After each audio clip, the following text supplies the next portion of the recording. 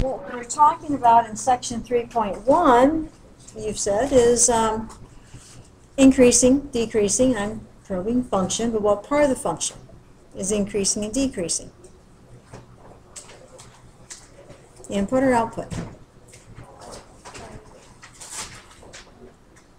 Now keep in mind, this happens for all the work in all of mathematics. We get to choose what the inputs are. We're in control. We decide what goes in the function. But what's our question? If I put this in, what's my question? Say it again, Hema. What's the output doing? I mean, if I know what I'm putting into the function, is there any question about what the input is? Yeah, I know because I put it in.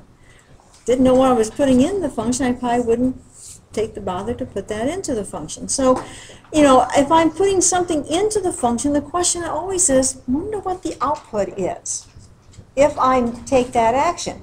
So, back to the question. We're increasing and decreasing the function. What part of the function are we looking at as an increasing or decreasing activity? The outputs. The outputs, yeah, exactly. So, if the function is an increasing function, what's it look like? How can we tell? If the function's increasing,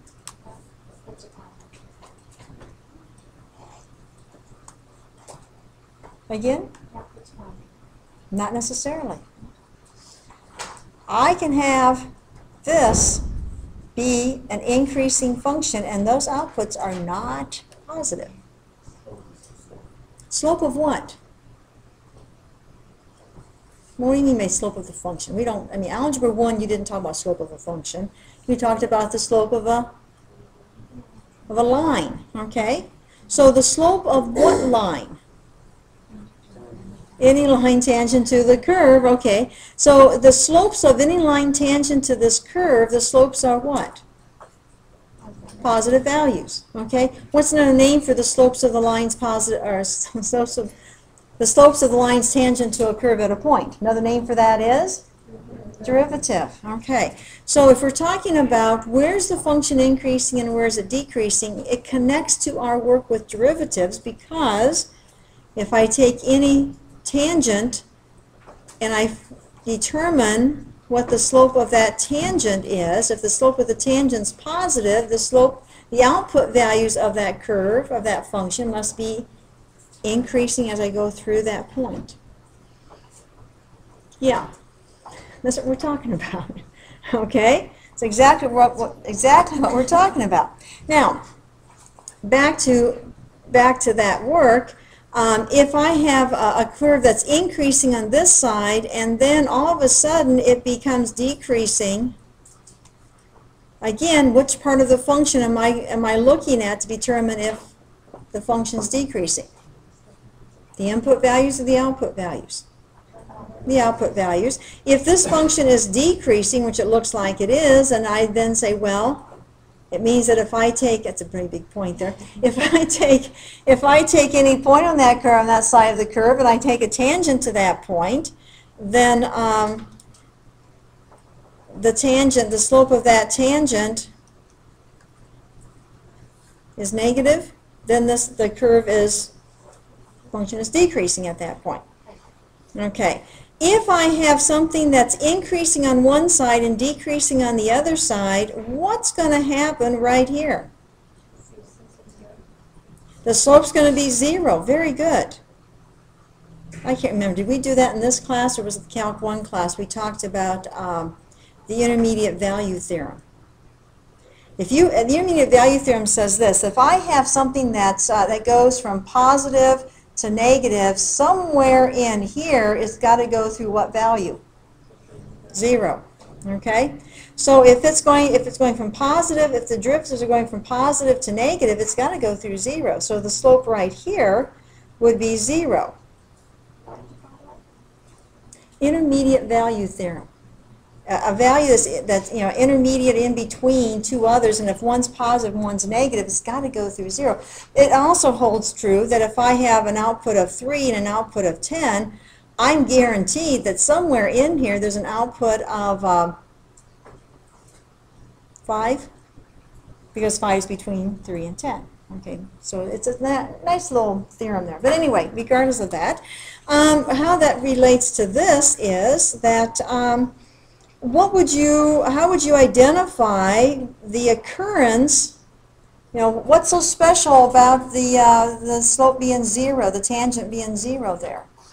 What's so special about the point where the tangent is 0? Ryan, again? Yeah, it's called the extrema. We have an extrema there. We don't know if it's maximum or minimum. Maximum or minimum what? Input or output? Maximum or minimum output. Again, everything, if we're always investigating what the output is. Okay, so it's kind of nice that if we go from positive and then negative, that there is an extrema. Now, what if I had over here something that went from negative to positive? Then I would know the function has what? Not a maximum, as I have here, but a minimum. Okay. Whoops. See if I can get that. There we go. Minimum. Okay, now let's see if we can go back to our notes here. Extrema, meaning an extreme point, maximum, minimum, and the first derivative test. Definition of a relative extrema. Let f be a function defined at C. What is C? Input or output?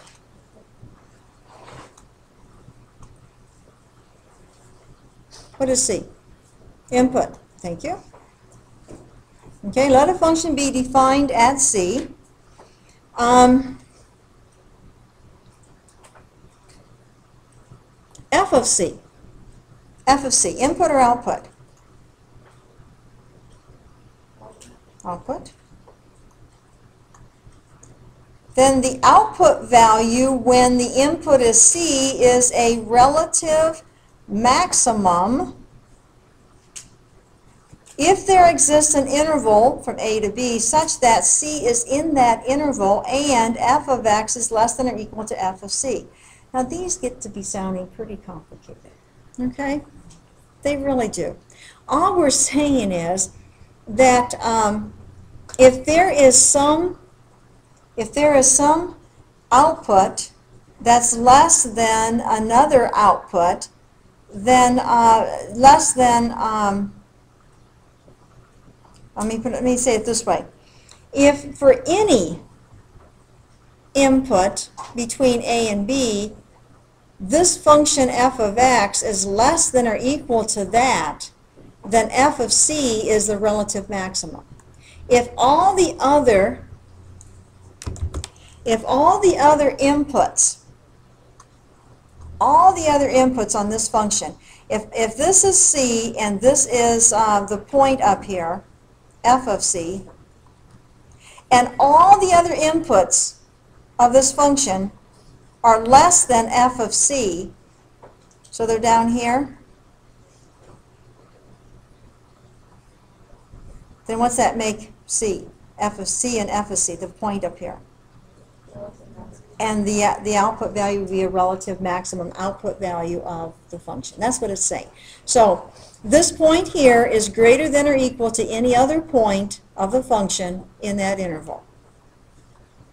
It's a relative minimum if that point, f of C, is less than or equal to any other point in that. So we would have a situation where maybe this is, we'll call this C1, C2 actually. This point right here in the interval, this point right here, its output is less than any other output nearby it. In the old days, back in my Calc 1 days, we had to do a lot of epsilon and delta work. In other words, if there was an input value within an epsilon neighborhood of delta or whatever, it was one of those things that I memorized and never really understood until much later on. But it's just saying that anywhere close by, that's all they had to say. Anywhere close by to this, that output value is less than any other output value nearby. Okay. If that output value is a relative extrema, then the relative extrema is said to occur at that point. Okay, they're just repeating themselves. That's all they're saying. Let's see here. Seems like, okay. Let's see what we have. Occurrence is a relative extrema. If the function has a relative minimum maximum, then C is a critical number. Now I want to highlight that because we're going to talk about critical numbers. Did we talk about that last Thursday?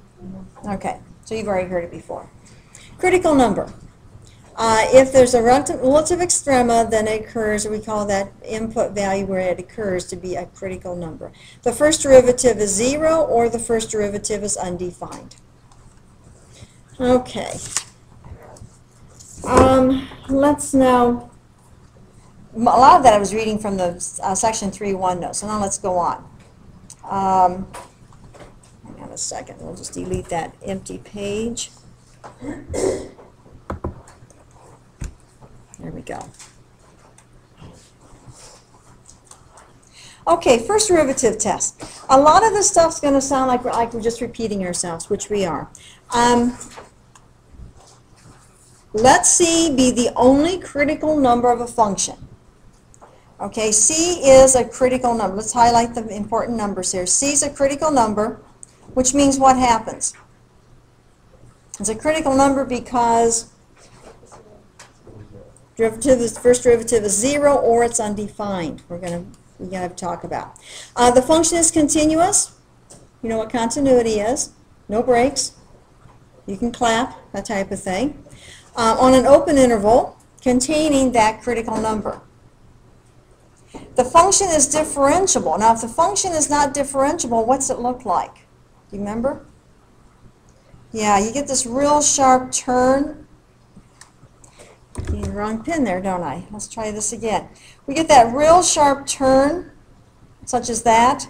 It could be an absolute value, or it could be other things too. Okay, that would be undefined. That'd be one way of being undefined. But if it's not one of those, if it is differentiable on the interval, except possibly at C, because again, it has to be equal to 0 or defined or undefined, then the first derivative, here we go, the first derivative changes from negative to positive. We have a relative minimum. Again, we're not going to say a whole lot different. We're just going to say it in a different way. I'll try not to say it any louder, okay? You know how most parents are. You don't see it the first time, we repeat ourselves and just say it louder the second time. Okay, but that's really basically it. It's the same thing. Now you're writing down like crazy, like this is all worth gold if you have it on your paper. It's really the same thing. First derivative changes from positive to negative. We've got a relative maximum. First derivative does not change. In other words, it goes from negative to negative or positive to positive. Then we have neither a relative minimum or a relative maximum. So we could have a function like this. It's negative on this side and it's negative on this side. But this happens to be a 0 in here. So it comes down and we get what we call one of those inflection points, and the first derivative is 0, but it's not an extrema at all. So we can get some things like that. Okay, so lots and lots of words. You're copying like crazy, which makes me a little bit distressed. So let's just jump to the problems. Again, if you bring in the notes, I have your attention. I know we talked about that early on, but it's getting me more and more critical. Find all relative extrema. Now, relative extrema, I could, let's see, I could try I could try to find some values of the input where the value of the function is, I can't say negative or positive because that doesn't really make any sense. I need to know where they change, where those values will change. You know, I have to know where are the output values decreasing in value and where they're increasing. That can be a real pain. So instead, let's determine the derivative. Because now we know that if the derivative is positive on one side and negative on the other side, then we've got a possible extrema. Now, I did this with the other classes today. Did we look at a sign chart on Thursday? Okay, good. So we don't need to work that hard then to develop one here. So the derivative, again, this is a fairly easy one now. Hopefully everyone's got it. 3x squared minus 12x. Okay. And I'd like to know, where is this derivative 0 or undefined? So I determine the derivative. Second thing is I set the derivative equal to 0.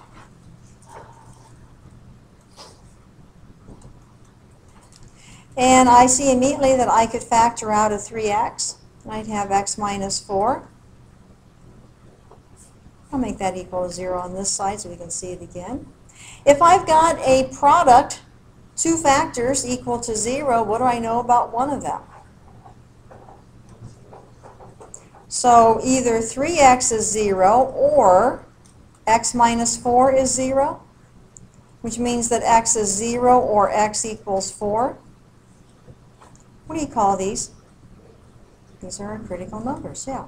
These are the critical numbers.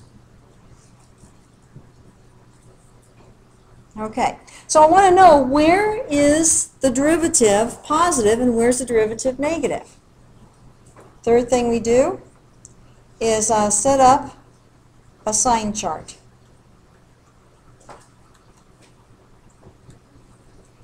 Because I've got two critical numbers, it means I can divide the number line into how many subsets?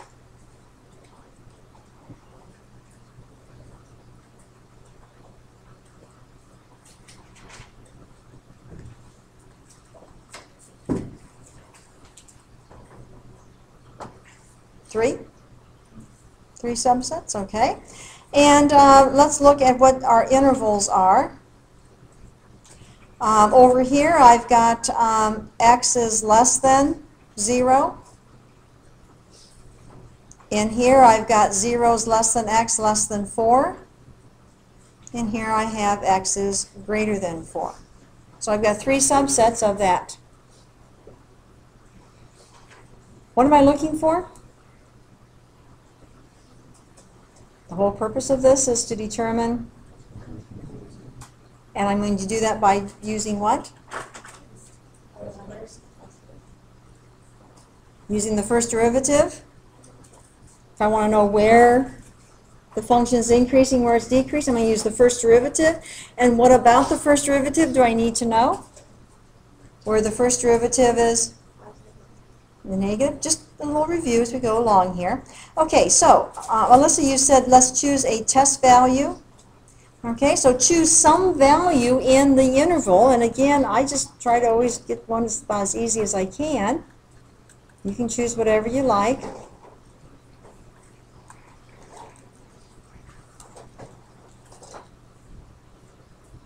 I want to know, I don't really care what the value of the derivative is, I just want to know the sign of the derivative. So I'm going to go back up and look at that. I've got 3x, x minus 4. So if I put negative 1 in, I have 3 times negative 1. And that was, again, to make sure, x minus 4. And then I have negative 1 minus 4. 3 times negative 1, I think that's a negative value, isn't it? Sure. Negative 1 minus 4, is that positive or negative?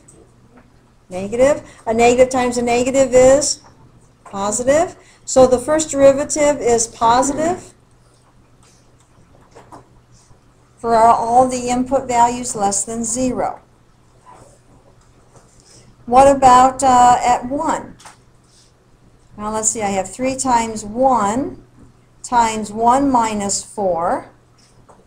3 times 1 is 1 minus 4, negative. So the first derivative, is it positive or negative in this interval? It's negative. Okay. And I'll do the same thing with my 5. 3 times 5 is positive. 5 minus 4 is positive. That means that the first derivative is positive. And then I draw a conclusion. If the first derivative is negative, that means that the function is decreasing. If the first derivative is positive, it means that the function is increasing. And if the first derivative is negative again, the function is decreasing. The first derivative negative looks like that. Positive looks like that. Those are wrong. I'm sure are, aren't they? Boy, I'm glad you guys are awake. I just wanted to see if you guys were thinking with me. Help me out here. If it's positive, it's increasing. If it's negative, it's decreasing. If it's positive, it's increasing again. Okay, so let's try this again. If the first derivative is positive, it looks like that. If it's negative, it looks like that. If it's positive, it looks like that. At x equaling 0, f of x has a what? Relative, because you're going up and then down. Okay, maximum. And at x equaling 4, f of x has a relative minimum. Okay, did we answer all the questions? Kevin, you have a question? Okay, so what's it asking us to do? Find all relative extrema. Did we find the extrema? Yes. Now, do we know we're right or not? You guys sometimes just, well, you didn't there. You were definitely watching me. But you can't let me do all the work and make all the mistakes. So what can we do to check it? My work and yours. Okay, let's do it.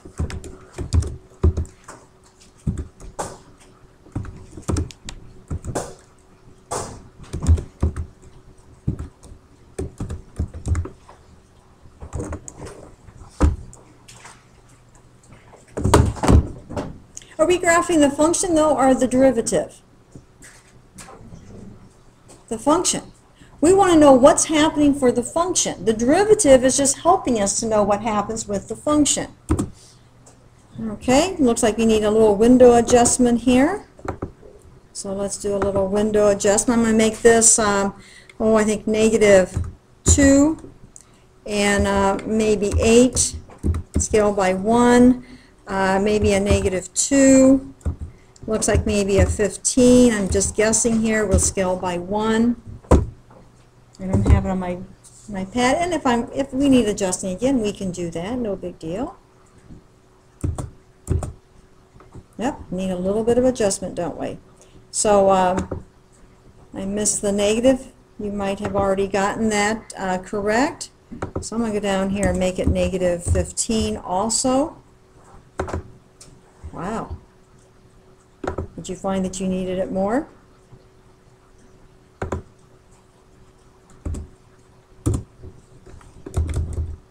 I'll make mine -20. There we go.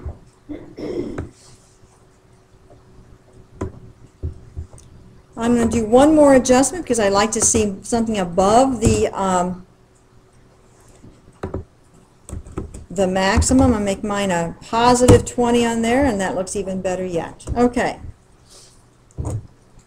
So we said that we had extrema at 0, input 0, and output and input at 4. Would you still agree to that? According to this, okay. If you're going to prove this to me graphically, I'd want to see a point up here, and so we can do a point on. And we'll do another point while we're down here at that.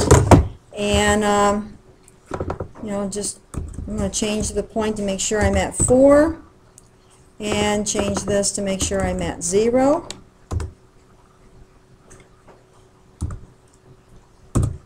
Oops, what did I do? There we go. Put a little tangent there, prove that the slope is 0. But I want to show you something else. What was the derivative for this? Do you remember? Do you have it there? 3x squared minus 12x without the factoring. Okay, so there's my derivative. I'm going to move that equation up a little bit. I'm going to move that over. And let's see, which one of these is my,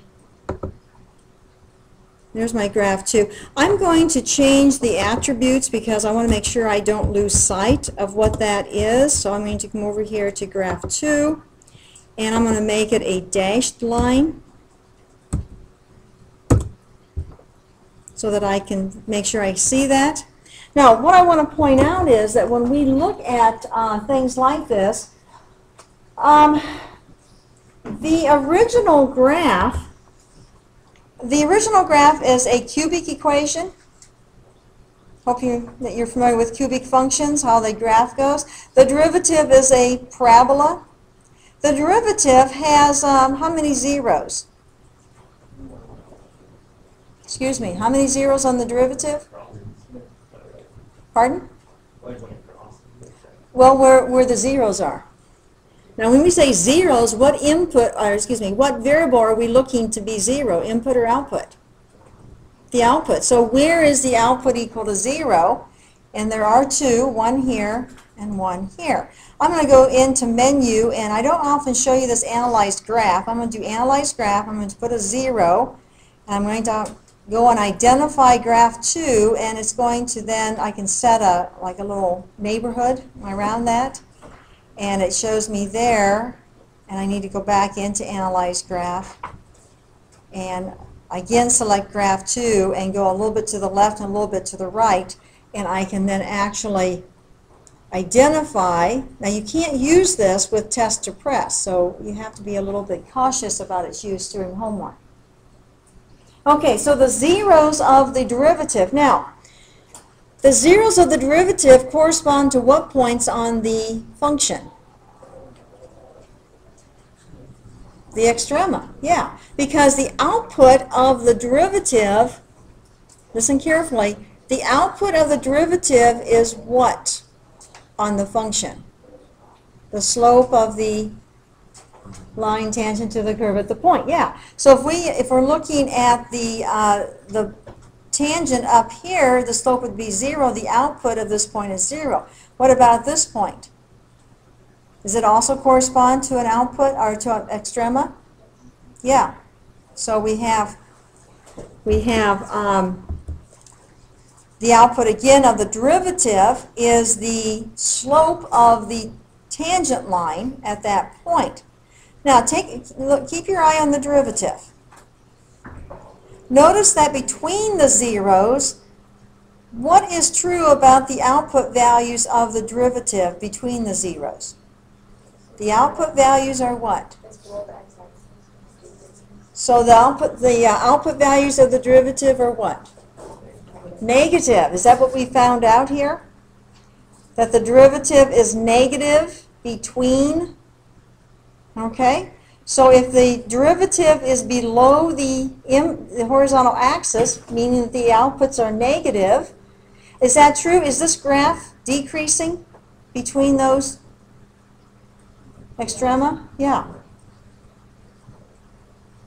Beyond, on this side of it, the outputs of the derivative function are above, which means that the outputs of the derivative are, which means that, whether it's positive, okay, which means that the function outputs are increasing, okay. Same thing from 4 on, these are the functions increasing are the output values of the derivative above the horizontal, and they are. What I'm going to do, and I don't know when I'm going to do this.